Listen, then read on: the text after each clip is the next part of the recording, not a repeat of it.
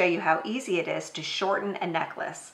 Do you ever buy a necklace at a store that's strung beads like this and it's way too long? Very easy to make it shorter. All you need are a pair of wire snips and chain nose pliers. We've also got a crimp bead and an optional crimp cover.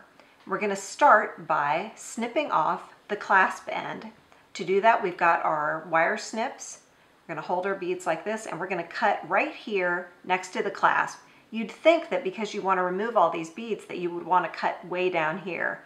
But the truth is you need all of this wire to work with. It'll make it easier. So we're going to snip way up here by the clasp, just like that. And the clasp has an old crimp cover on it and that piece of wire, and we don't need that. So we're just going to snip that off with our wire snips, just like this, very carefully here, without cutting that loop at the bottom. Set that aside, and we'll use that in a minute. And now we're just going to remove some of our beads, and we figured out we wanted to remove about 5 or 6 beads. So we'll remove those, and this is our wire that we're going to work with. So what we want to do now is take our crimp bead, and you can get these just at any craft store. We're going to slide it on to the end of our wire like that. And we're going to hold that in place like that. And before we feed our wire back through, we want to put the lobster clasp on it. So be sure you do that because you need your clasp. So we're going to feed that on just like that. And now you see we've got our crimp bead right next to our bead. I'm pulling the wire a little bit so that it's nice and tight.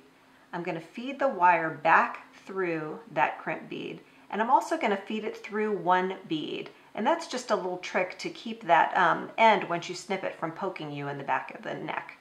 So I'm going to pull that nice and tight like that. And now I'm going to flatten that crimp bead first before I cut the wire.